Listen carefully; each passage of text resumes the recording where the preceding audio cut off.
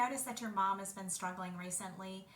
She just can't do the normal tasks she used to do. She just keeps forgetting things. She forgets people's names, people she's known forever. What is happening? Is this normal aging? Is this a symptom of dementia, or is she going into Alzheimer's? So in this video, let's explore what those symptoms are for normal aging, for dementia, and for Alzheimer's. Hi, welcome to my channel, Raising Mom with Janie, and this is my adventure with my mother as we travel down this Alzheimer's journey. It is not always a fun one, and can be very tough sometimes, but it is rewarding in its own way. And if you've ever wondered why you give them a list, and why can't they just follow the list? Why can't they just read what's on that piece of paper you gave them? What is going on? If you've ever wondered what's going on in the brain of an Alzheimer's patient, hang out until the end, because I'm going to do a simulation part of this video where you can get sort of an eye-opening experience of what they face on a minute-by-minute daily basis. And I'm only going to do a couple minutes, but you're going to see how confusing it is for them. And when I thought she had Alzheimer's, I thought that she would just lose her memory. I did not realize how bad it would impact her daily life. And sometimes these symptoms can go back as far as 10 years, and you just don't recognize them, or maybe you just don't want to recognize them. You want to live in the world of denial. I know in my mom's case, that's what she wanted. She definitely lived in the world of denial and did not want to see it. And if it was addressed, she became very hostile and defensive.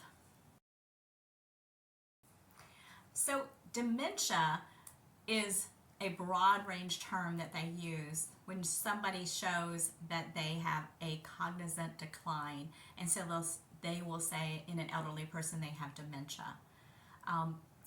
Alzheimer's disease is a specific form of dementia that they do have cognizant decline, but it continues to progress until eventually they pass away because they are completely unable to take care of themselves and their system never functions properly. And so that's why sometimes if you look at their chart, their medical record, if you ever get their summary, it will show dementia, Alzheimer's, and whatever else is going on. Provide a task to a person who is absolutely normal aging. They're able to complete that task. They're a little slow thinking about it. They may be a little slower about taking care of it, but they can think through and they can finish the task. For a dementia patient, they're really slow thinking about it. You can see the wheels turning really hard, and they may be able to connect the pieces and connect the task, and it may take them a long time, or they may never complete the task because they just can't figure out, depending on how overwhelming and what else is happening around them. For an Alzheimer's patient, they don't even know what you're talking about, what task, what are you saying? Like, they do not even comprehend the command that you're giving them. For example, when I tell my mom, like, to sit in the car, and to push her butt back, like just lean back, she totally cannot comprehend that at all. Even me demonstrating it, it just doesn't connect for her. Have you ever had this happen to you? Like, you know that person, but oh my goodness, what is their name? And some people have this gift where they can remember names anyway, and some people struggle to remember names. And so as you get older, that struggle becomes a little bit more, but it's still normal. For a dementia patient, you look familiar. I think I know you. What is your name? That's sort of where they're at. For an Alzheimer patient, it can go either way. They can immediately recognize you, or they don't have a clue who you are. My mother had not seen my brother in several years, and he walked up behind her, and I said, "Hey Mom, look who's here." And she turned around, and she, without blinking an eye, she said, "Oh, JD, what are you doing here?" It is the craziest thing. You just don't know. They may remember, they may not. Don't be offended. It is absolutely not personal if they don't remember you. It is not unusual in our day-to-day life as normal aging that we forget what day it is, especially if you're retired. It is really hard to remember what day of the week it is when you're retired, unless you're looking at your phone. It says, hey, it is Tuesday, whatever. For a dementia patient, they don't know what day it is. They don't know what year it is. They don't know the date. They know nothing. It may come to them. They may see it and they'll remember it, but a lot of times they just don't know. For an Alzheimer's patient, they're not even sure what century we're in. They don't know what's going on around them. They absolutely have no clue. I have a clock in my mother's room that has the time, the date, and the day of the week, but her eyesight is so poor that she has no idea what's going on these days.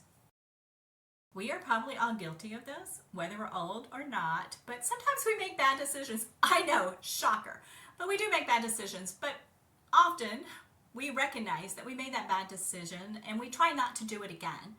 For a dementia patient, they often have poor judgment and their decision-making process is off, and so they make bad decisions, which is why scammers often prey on those elderly because they know this, so that's why they're targets. For an Alzheimer's patient, they can't make any decision. They are just overwhelmed. It's just not possible to make any type of decision.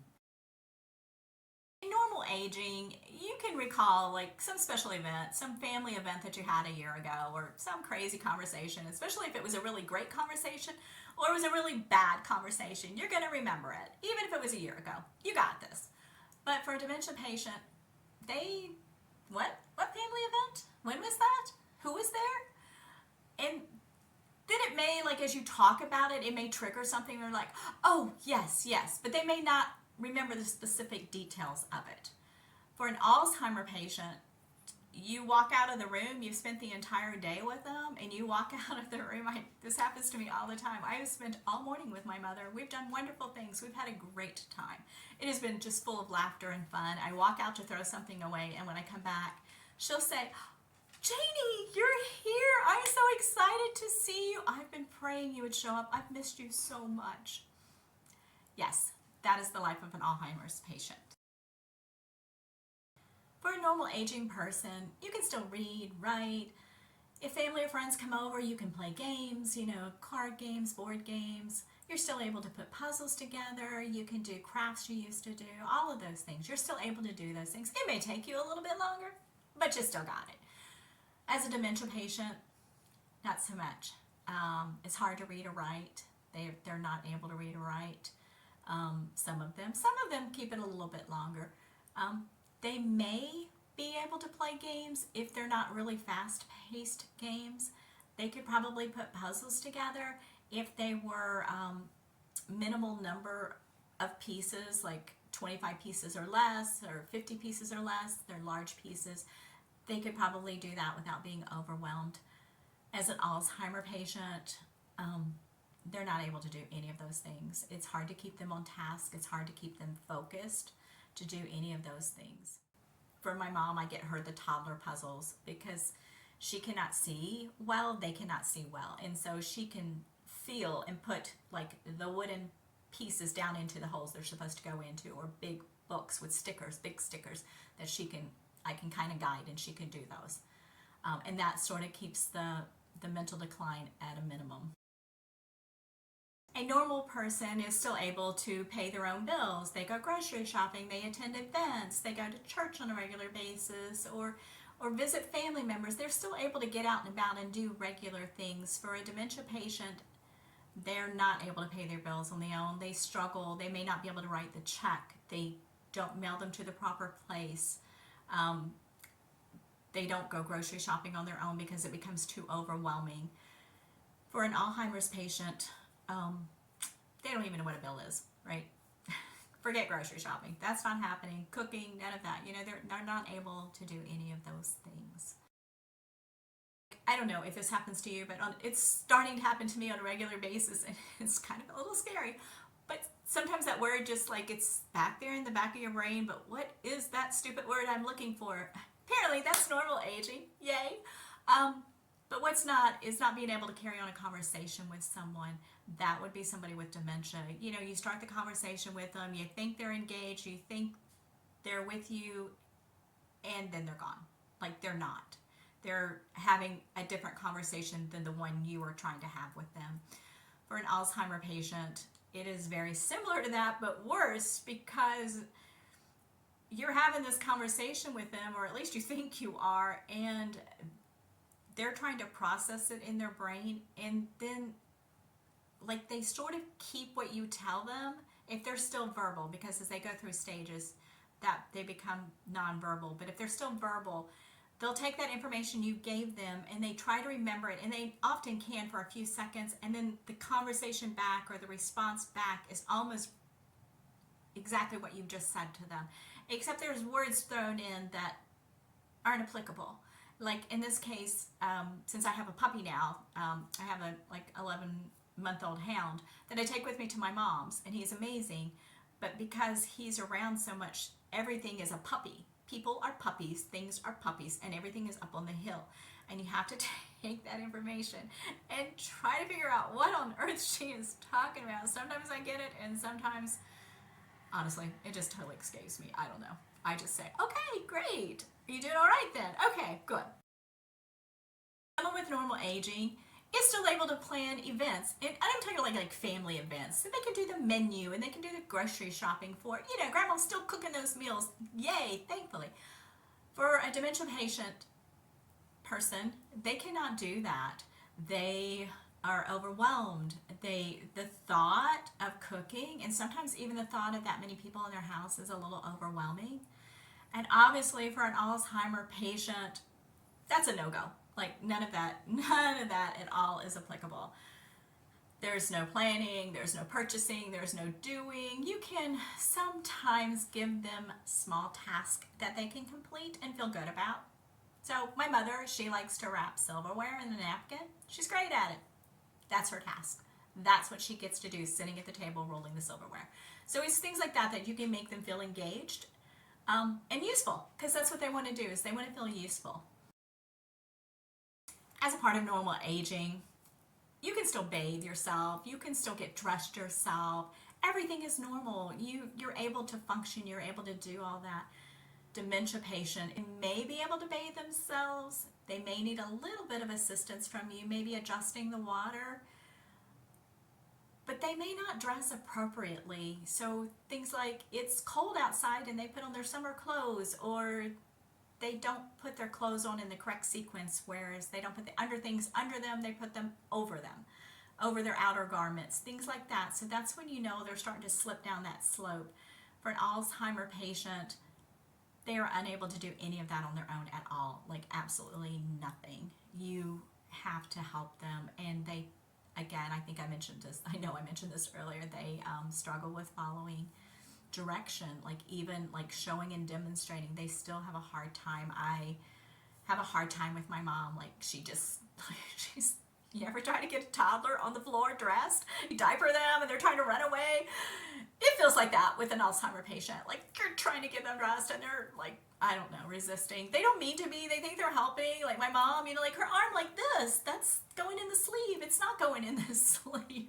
So patience, that's all I'm saying, patience, okay? Yeah, patience. So those were just some basic things that show the difference between someone with dementia and someone with Alzheimer's.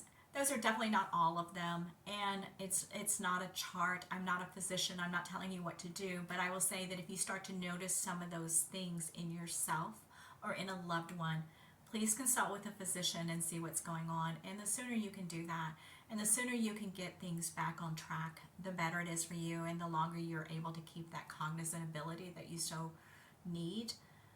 And things play a part in that. Things like your lifestyle, your activities, your diet, your medications you're on, they can all trigger your cognizant ability. If you have a urinary tract infection, that can throw you off. So there's things like that. So you need to just be aware of your body, or be aware of those that you love if you notice some changes in their behavior. And as I promised, I was going to give you just a little clip of what it's like for an Alzheimer patient to complete a task. So in this task, I want you to listen very carefully as I explain what you need to do. So I want you to take this piece of paper and then put it on top of the other piece of paper, and you can match up these colors so they line up. And then I want you to stack them all together at the end of the table. Let's see if we can get that done. So how was that? A little hard. I had no idea, like that noise, like there's always a noise buffering. That's why my mom will ask me a million times, what? What did you say? What? What? I didn't hear you. Oh, I thought you said this. Do you get that response from your loved one? Also, they can't see. Like my mom, she has cataracts, so I've just always blamed it on her bad cataracts. But apparently that is an overall symptom as their brain starts to shrink, which is what happens. That's part of the Alzheimer, and if you have an MRI, it will show that.